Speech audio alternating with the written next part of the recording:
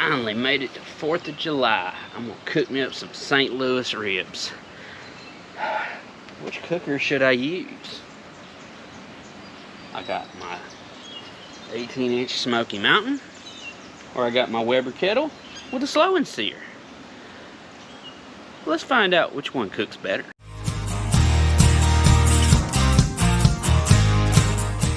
Hey YouTube, welcome to Griffin Grills. I am Griffin and happy 4th of July. And the ultimate 4th of July meal is a good rack of ribs. So today I've got 2 racks of St. Louis cut ribs that we're gonna see which method cooks them better. On one hand, I've got my Weber Kettle with a slow and sear. I'm gonna light up a couple of charcoal briquettes and then we'll fill up the water reservoir and cook them on that method and see how that works. We've also got my 18-inch Smoky Mountain. It uses the minion method, so it's a ring of unlit coals. You light a chimney, dump them in the middle. It's got a water pan over the top, and we'll see which method comes out better. But we can't do that until we get these ribs out, and I can't get these ribs out until you hit that subscribe button. That way, if you click the bell notification, you'll get an update every time that I upload a video. And if you don't mind helping me out, you can also like, share, and comment on this video. That way, I get kind of feedback on what you want to see. Because I've got a couple of ideas in mind, some projects coming up for the summer. I want to transform this into the ultimate backyard party station. But that's for another day. Let's go ahead and get these on today. Alright, so simply enough to light this method for the slow and sear, I've got about 11-12 briquettes over here with some fire starters underneath. I'm just going to take my torch lighter and just start those fire starters.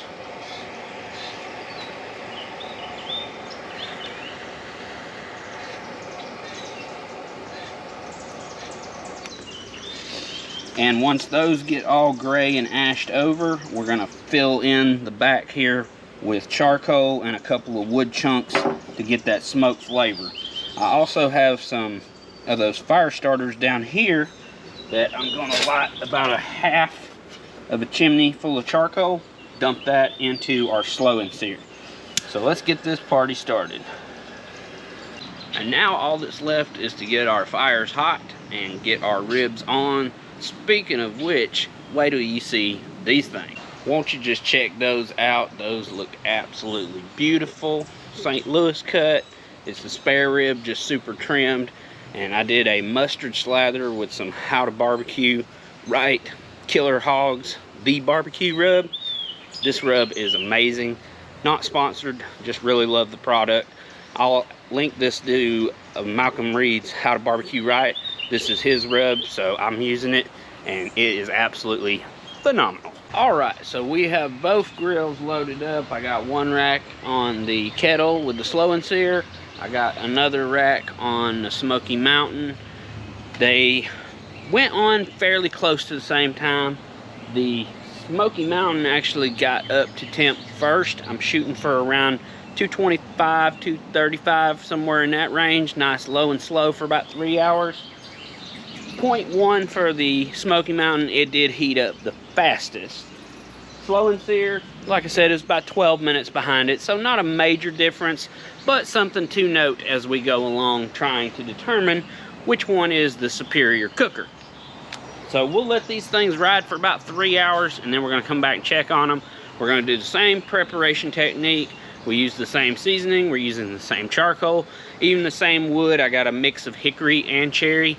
I like to mix my woods, give it a little bit different flavor. And we're also going to wrap them in foil and use brown sugar, honey, and Parkay like I normally do for my ribs. And we're going to do that exact same on both of them. So the only variable that is going to change in this cook today is the actual cookers themselves. So sit back, relax, grab a cold one, and let's get this show going.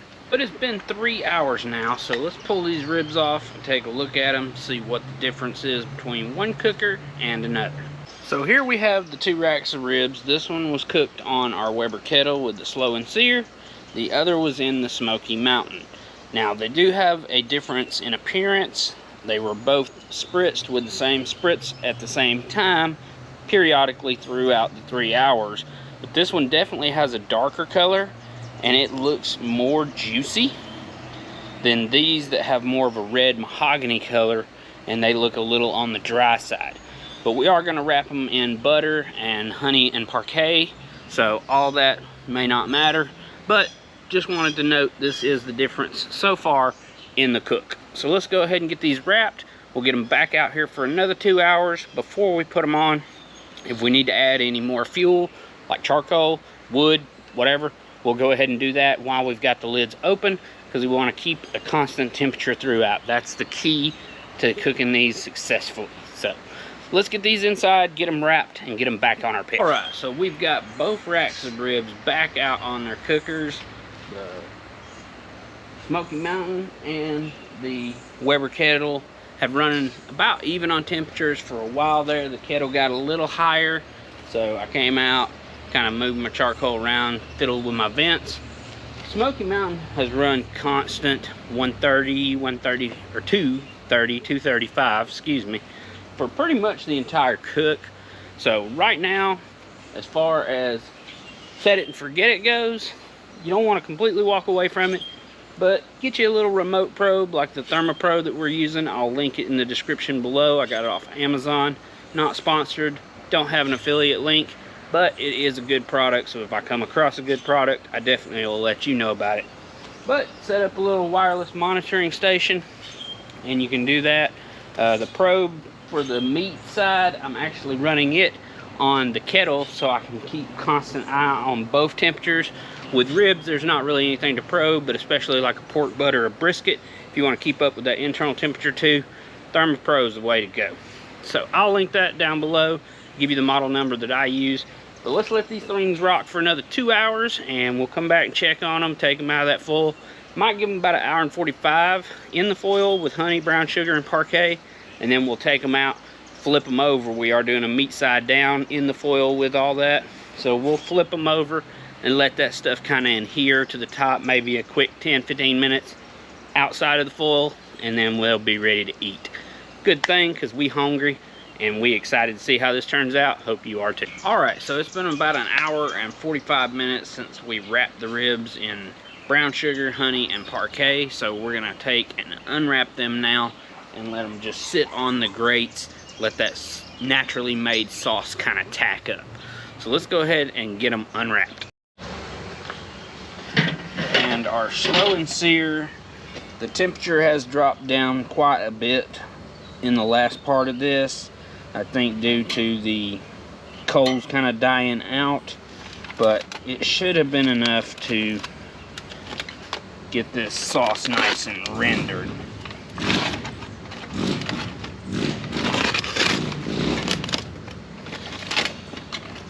Oh yeah, and that membrane just kind of came apart on us. So let's see if we can get them out of the foil and back onto the grill grate without them absolutely falling apart.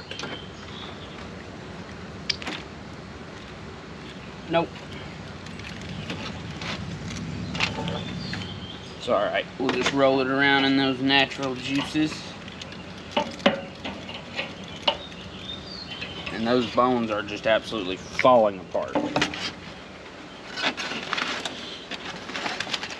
And let's not waste anything. Let's go ahead and apply some of these juices.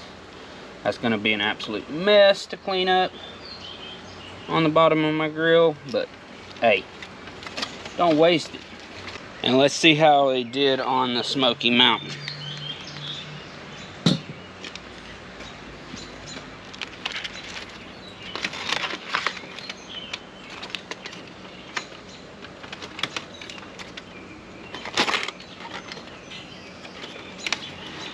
Looks like the membrane did hold together a little better on this one. We do have some bones protruding on the side, so it had a good shrinkage.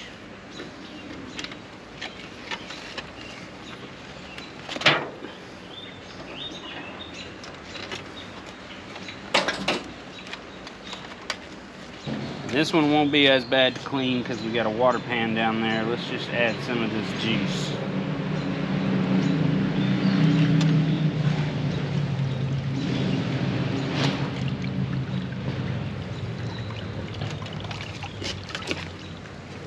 Alright, we'll get the lid back on it and let that sauce tack up. Probably in another 10 minutes or so, we'll be eating. Alright, so here we are. We got our ribs done finally. I took a sample out of each of the racks of ribs. Now, they were the same cut, same seasoning, same cooking fuel, charcoal and wood in this case, same wood, same charcoal, just different cookers. And the difference is quite astounding. This first one is the one that was falling apart on our kettle grill with the slow and sear. This one, the meat is just like sliding off of it. Like I didn't even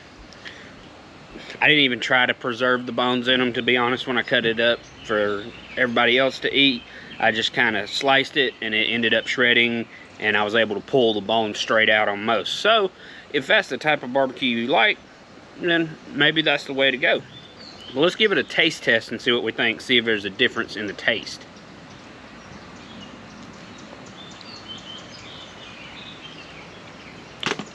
Well, I'm telling you, just fall right off the bone. Good flavor. What I would expect from the Killer hog seasoning.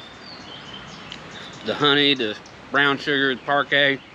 On point with any wings I've ever done. Absolutely phenomenal in the taste department. Let's try this one. It held together a little better on the Smoky Mountain. We'll see how different this bite is compared to the one off of the kettle with the slow and sear.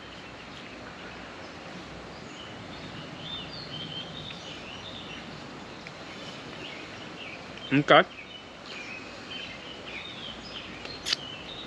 Now, I didn't pull the membrane on these because they usually cook away to nothing, as you saw with the one on the kettle. So these still hold rigidity. They got a nice bite to them. That's why a lot of times you see them in competition.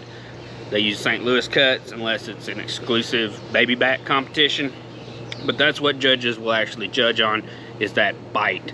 And mine is decent enough. Got some teeth marks in it, but other places the meat just kind of started separating. Phenomenal taste.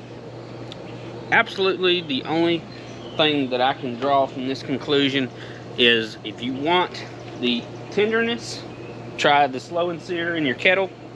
If you want reliability, go with the Weber Smokey Mountain. Because as I was doing this test, the temperatures did fluctuate on my kettle up and down a few times. Had to go out there and manage the fire, manage the vents. So it was a little bit more hands-on doing the kettle with the slow and sear.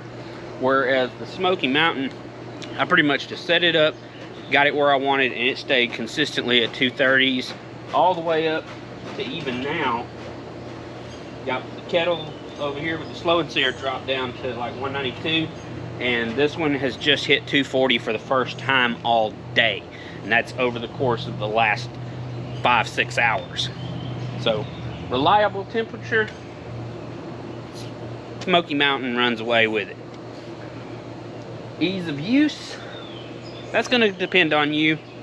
More people might find it easier on this Smoky Mountain, because once you do get them dialed in, it is almost set it and forget it. But you do have to learn those dials, and you do have to learn that management of the vents to get you to that point. But once you learn it, it's a runaway. Other side over here with the kettle, with the slow and sear, I like to mess with things, so I don't mind coming out, changing the vents, you know, especially if you're standing around with a bunch of people. It's kind of like a centerpiece, conversation piece. Everybody gathers around it. You're going to be out there messing with stuff anyways. But that's the conclusion we have for you today. Take this information, do what you will with it. From my family to yours, we want to wish you a happy 4th of July and stay safe while you're doing your celebrating. If you would, go ahead and hit that subscribe button for me. That way you get an alert every time that I upload a video, simply by clicking that bell icon. You can also help me out by liking, commenting, and sharing this video. That way everybody else gets a chance to see it, and hopefully we'll make many more. I got some ideas in the works that I got to make my area a little better out here. We'll bring you along for that ride. But as far as the video goes today, that's about it, folks. I'm gonna sit down and enjoy me some ribs, and we will see you on the next one.